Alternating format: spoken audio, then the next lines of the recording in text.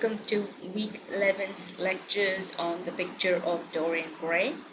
In today's session, I will finish up the discussion on aesthetics and degeneracy that I picked up in the last lecture, and then I will move on to a discussion of Gothic art and morality. Now, this is the idea with which we finished in the previous lecture. The eminent mental pathologist Henry Wotton wrote in his book Pathology of Mind, which came out in 1895, beneath every face are the latent faces of ancestors. Beneath every character, their characters. This idea already seems present in much Gothic fiction, including Wilde's novel. The picture of Dorian Gray provides both a standard Gothic account of Dorian's actions, the supernatural picture and the lascivious ancestors gazing from their portraits, but also a forward-looking scientific rationale for his depraved desires, namely the importance of inheritance in determining behavior. There are two key ideas here in this section. Henry Wotton makes an interesting point in his work, The Pathology of Mind.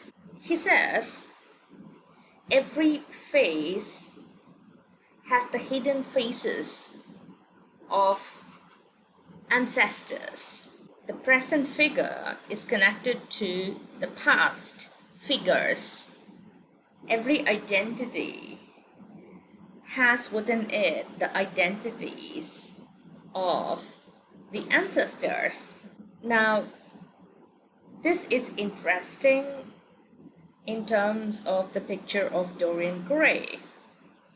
On the one hand, we have the traditional set of Gothic tropes. We have a supernatural portrait, a picture which changes in a fantastic manner. And there is a reference to the hideous ancestors, hideous in terms of the morality. Now, these are standard Gothic ideas, tropes, attributes. We are reminded of Hugo Baskerville. We are reminded of other ancestors who pass on their hereditary vices to their descendants in terms of a Gothic curse. Now, in the context of Henry Wotton, we read a scientific cause or a scientific rationale for the kind of attitudes and desires that a person in the present illustrates. Now, the present figure with whom we are interested in is Dorian Gray, this textual character, and there seems to be a scientific explanation for his depraved desires, for his immoral behavior, for his corruption. Now, there is a suggestion through that scene of the portrait gallery in his country house that Dorian could have inherited his behavior from his ancestors. So that is a scientific way to reason out Dorian's behavior. Dorian resembles his mother physically, inheriting from her his beauty, his passion for the beauty of others, while as his corruption accelerates, the twisted portrait in Dorian's attic increasingly resembles his wicked grandfather. This latter idea suggests Dorian is a scientific case study as well as a moral one. Dorian, it is interesting to note, resembles his mother in terms of his extraordinary physical beauty and his love for the beauty in others, the physical beauty in others. However, his portrait, which degenerates as Dorian becomes increasingly corrupt, reveals a resemblance with Dorian's grandfather. His grandfather seems to have possessed some of the attributes of degeneracy, and therein comes this argument that this degeneracy of the ancestors is also being passed down the male line. So there is a combination of science and scientific rationale in addition to the Gothic landscape and the Gothic motifs and the Gothic tropes in the Picture of Dorian Gray.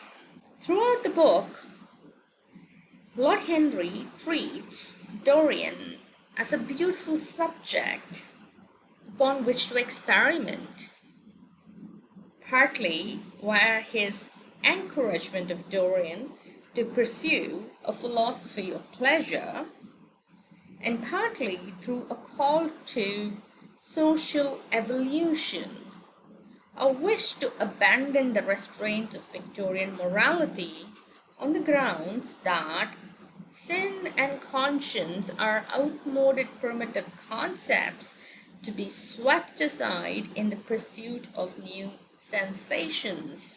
Greg Buswell here points to another social experiment of sorts in terms of Lord Henry's treatment of Dorian. For Lord Henry, Dorian becomes the object of a kind of social experiment. For Lord Henry, Dorian is a beautiful subject, and towards his subject, Henry points to two fascinating modes of life. One, he shows Dorian this domain of pleasure, sensual pleasure. Secondly, he encourages Dorian to be quit of the regulations, the rules of Victorian society. He encourages Dorian to break the boundaries of Victorian morality. And his argument is that, Lord Henry's argument is that the notion of evil, the notion of immorality, the notion of sin, the notion of conscience is something that is outdated. It's a philosophy that belongs to the past. And therefore, as an evolving species, human species, one is supposed to give up the old ways of life in order to progress to a higher level of existence. And that higher level of existence is characterized by one's desire for new feelings, new emotions, new sensations. Lord Henry locates progress in the overcoming of hereditary fears. Courage has gone out of our race. The terror of society, which is the basis of morals, the terror of God, which is the secret of religion, these are the two things that govern us. His call to youth is a call to courage. Dorian's ultimate failure to live up to Lord Henry's ideals is due to his inability to escape his conscience as depicted in the portrait. By attempting to destroy the painting and thus free himself from the constant reminder of his own guilt, he ultimately manages only to destroy himself. Lord Henry points out that the only way to progress for the society is to give up its fears and anxieties. And he asserts that this society, his current society, has no courage. It has become cowardly. He further points out that there are two things which causes great fear in the minds of individuals. The first is the judgment of society, what society would think if one does such and such a thing. Secondly, the fear of religion, the fear of God. What would be the repercussions from God if one does such and such a thing? Now, what he asks Dorian to do is to be courageous. And what is the nature of this courage? And that's what we discussed in the previous slide. Courage entails being oblivious to the fears of societal rules and the rules of God, and to go ahead and plunge oneself in a life of pleasure, to disregard one's conscience along the way too. Now, this is what Lord Henry demands of Dorian Gray, his subject.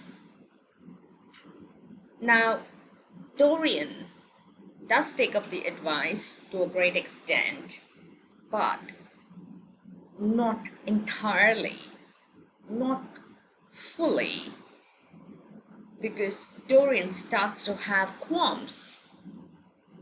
He starts to have pangs of conscience, and it is his anxiety, his conscience, which somehow impels him to destroy the painting, because the painting becomes the living embodiment of Dorian's corruption, stained soul, and he wants to be quit of that living mirror of his soul.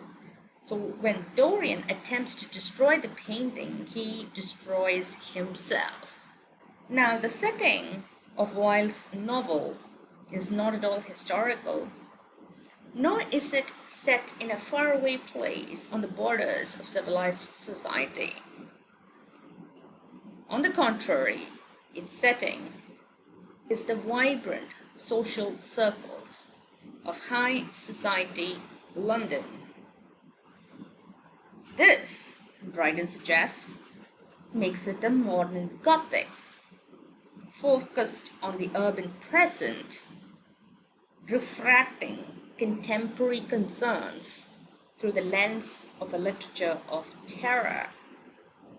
So, instead of a focus on events in history that affect the present, as the traditional Gothic does, Wilde's novel focuses on contemporary issues that affect contemporary lives.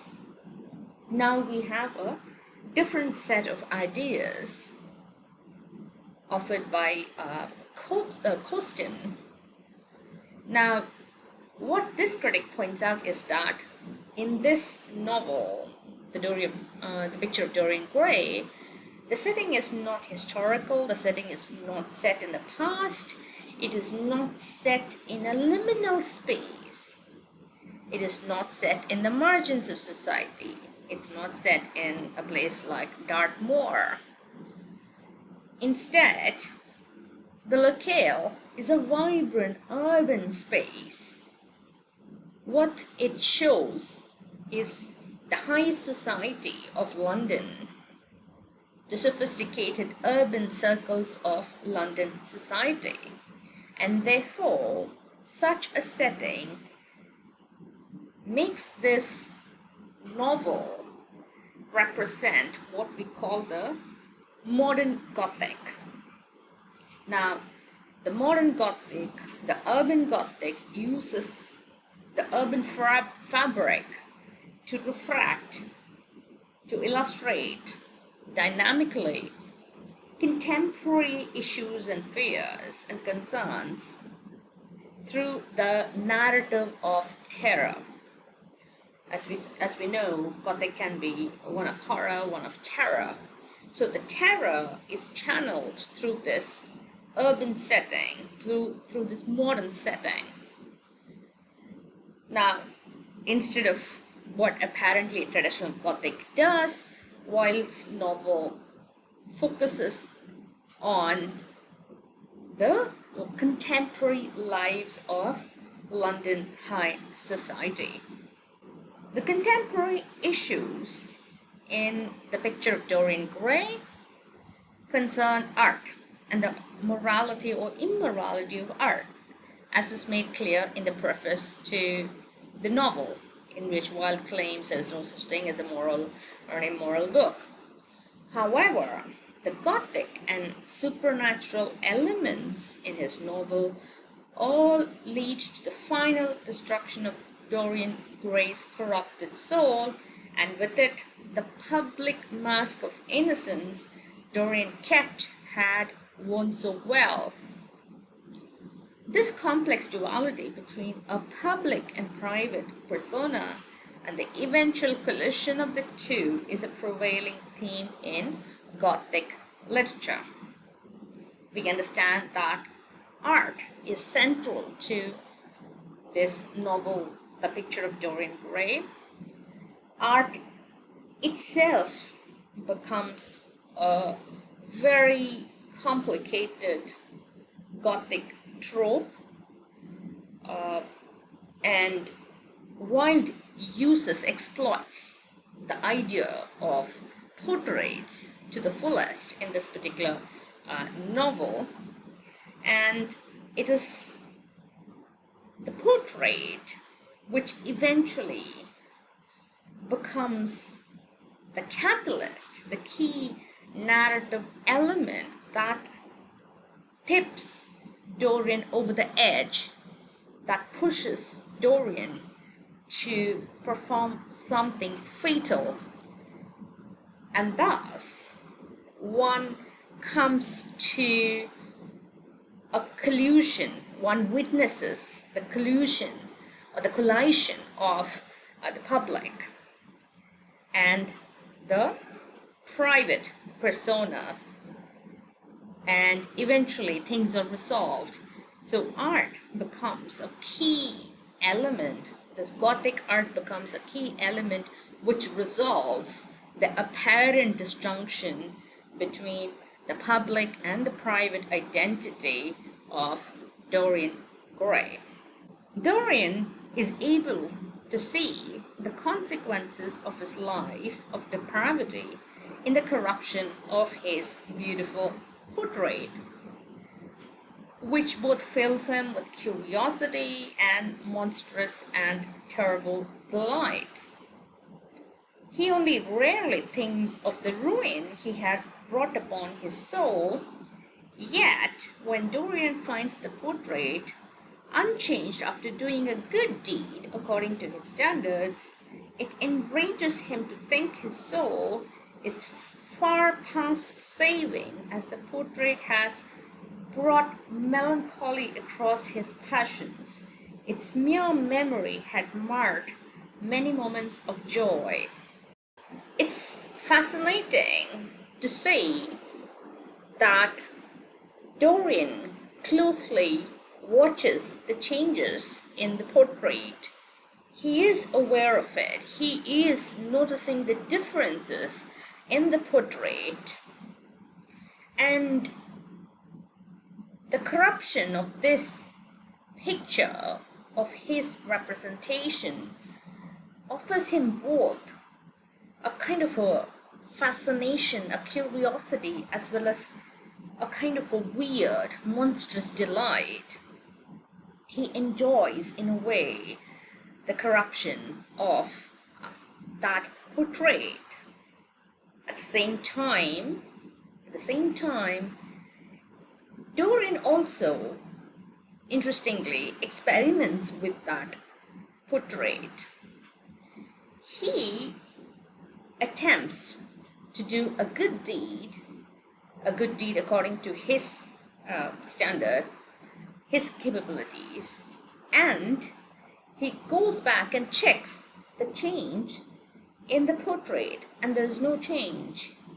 Therefore, he reads that his soul is so far gone over to the evil that he is unable to kind of bring about any kind of recovery. He sees that his soul cannot be saved, and that realization makes him melancholic. Even when he is enjoying himself to the full, if he thinks back to that portrait, that memory spoils his enjoyment of the various pleasures that he is indulging in. So one can see a very complex attitude that Dorian has towards this Gothic portrait. He's delighted by the horrors of that portrait. He is worried about the changes in the portrait as well, and he tries to do something in order to manage that change too. So these are the range of emotions that one can notice in Dorian with regard to the portrait.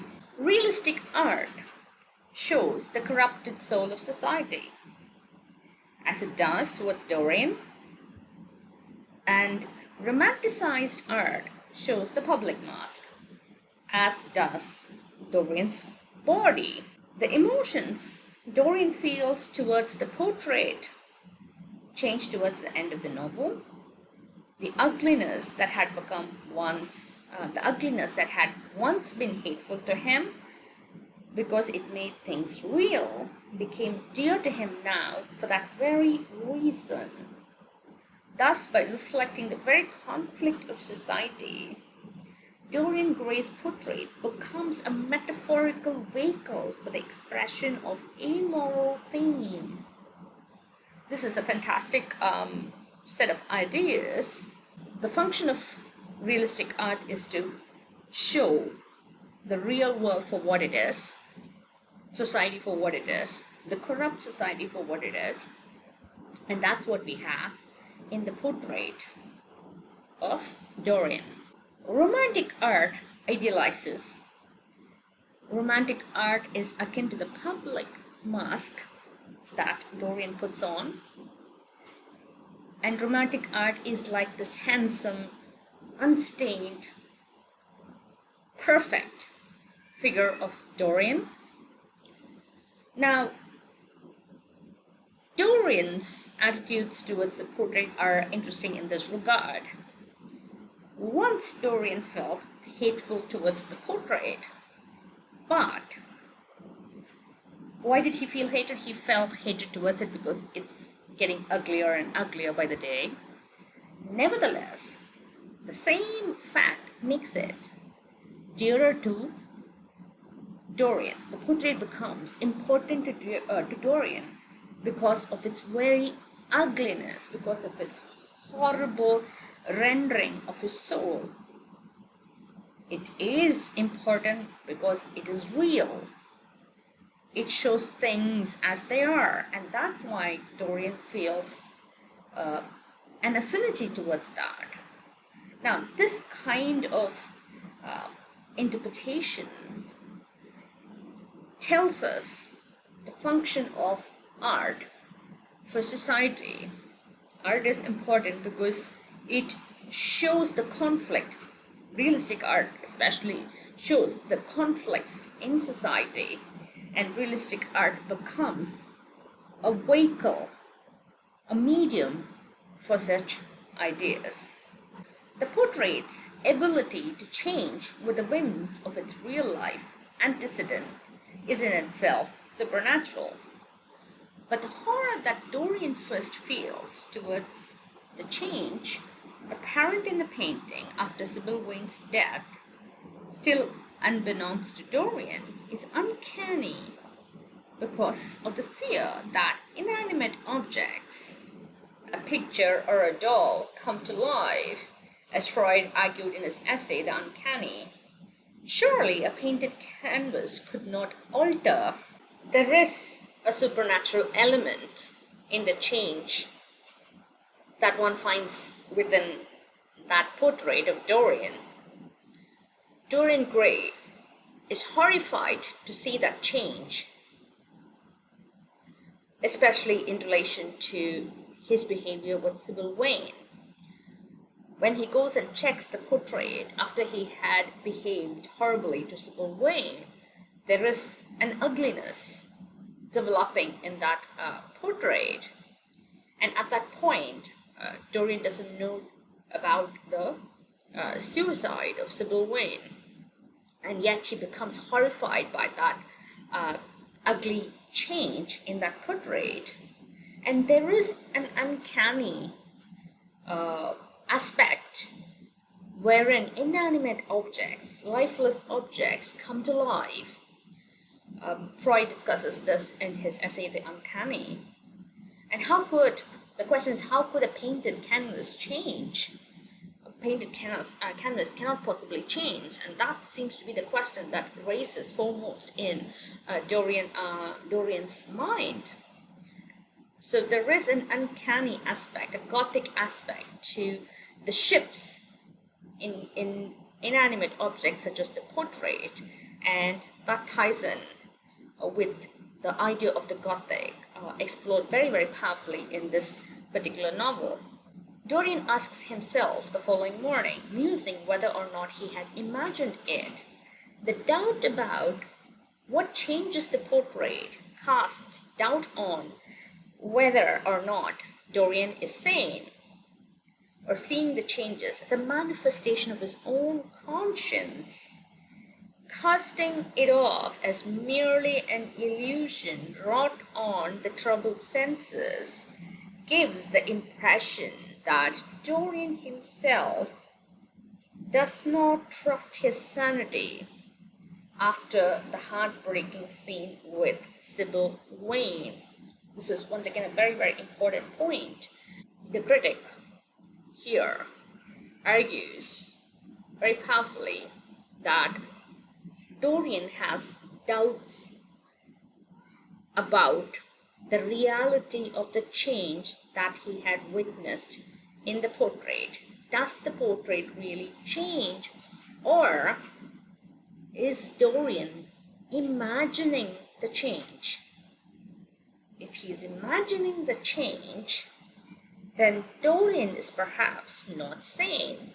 The change in the portrait can be interpreted as Dorian's hallucination, which is a symbol, an expression of Dorian's own guilty conscience. His breakup with Sybil Wayne could have brought on this quote-unquote insanity. It was a very intense moment in Dorian's life, and that breakup could have shook him up so powerfully that he could have lost control of his senses, and therefore the entire faith of Dorian in the changes of the portrait, of his portrait, could be his wild imagination brought up by his insanity. Thank you for watching. I'll continue in the next session.